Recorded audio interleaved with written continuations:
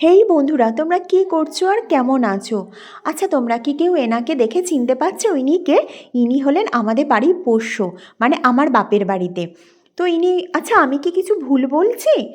ইনি হচ্ছেন আমার বাপের বাড়িতে প্রত্যেক দিনই আসেন, মানে এখানে ইনি উঠোনেতে খেলা টেলা করছে। মাঝে মাঝে ঘরেতেও কিন্তু ঢুকে পড়ে, উৎপাত করে। উৎপাত বলতে বিশেষ কৌটো বাউটা ফেলে দেয়। এমন কিছু মানুষের ক্ষতি করে না। অনেকেই কিন্তু এনাকে মারবো মারবো করছে, কিন্তু আমার বাবা মায়ের খুব প্রিয়। বলে ও তো মানুষের তো কোনো ক্ষতি করছে না, ও ওর মতন আছে, আসে একটু খেলা করে, খাওয়া দাওয়া করে, আবার বেরিয়ে চলে যায়। তো এরকম পোষ্য তোমাদের কার কার বাড়িতে আছে বলো তো?